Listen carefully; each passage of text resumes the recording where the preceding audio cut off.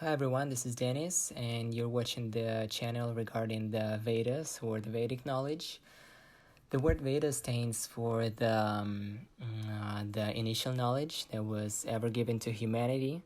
And in this video, I'm going to tell you about the four purposes of life according to the Vedic knowledge.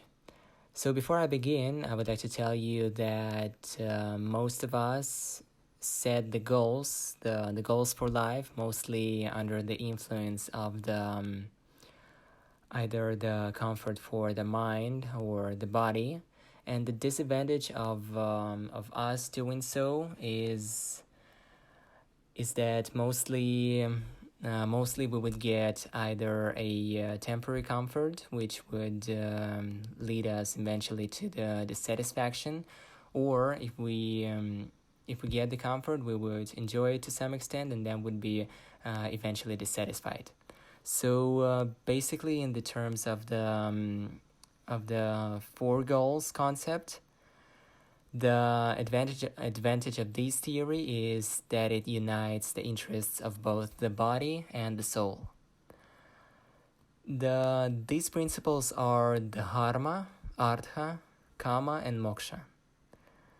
The word dharma, which is the first principle here, it stands for either duty, purpose, nature, or sometimes it's also translated as the mundane religiousness. It is said that an average person has the five duties, and the first of them is the duty in front of our parents in the terms of serving them or taking care of them.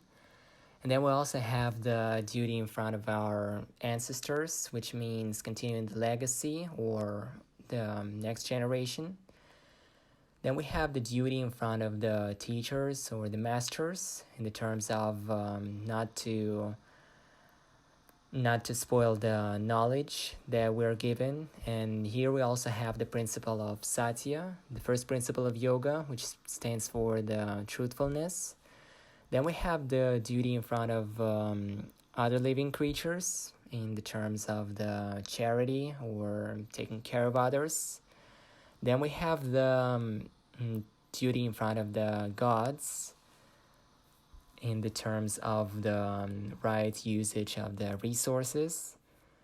And it is also said here that the gods they control the harmony of the five elements.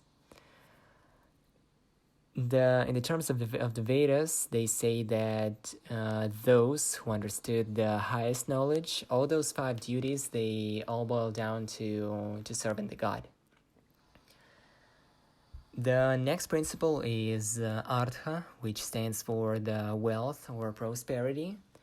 And here it's better to mention that in the modern world, this aspect is mostly considered to be as money or luxury life or the comfort in its all aspects.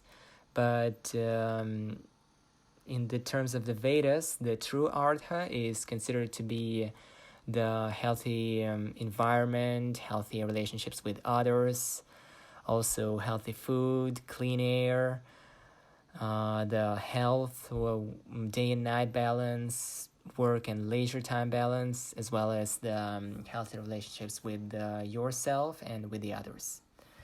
So basically, the money here is considered to be just one of the instruments to actually get the artha.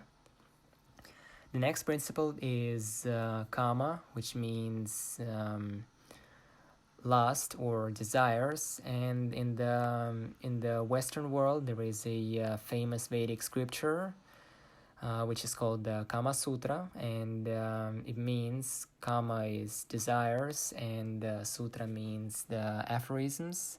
So it's the aphorisms on the desires, and in the terms of this scripture, the sexual desire is considered to be the highest among them, and the goal of this scripture is to actually satisfy the senses in the harmonious and modest way.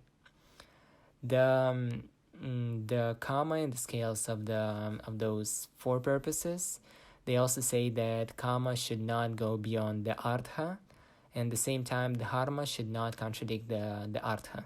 So in the modern world, it means not to take the loans that you cannot pay out. The final principle is the moksha, which means the liberation, and it is said here that when a person goes through all the previous stages, through all three of them, it is said that he's sort of ready to continue his path on the learning about the spiritual knowledge. And in this moment, the human most of the time would renounce the fruits of the work that he has done in his lifetime. So basically, these four goals, they do unite the interests of both the body and the soul, and the way how they are made, we can see that it can be applied both for the lifetime period in the terms of that we grow, that we learn something, then we start to do our duties, and then we bring bread to our family, we enjoy life, and get the prosperity.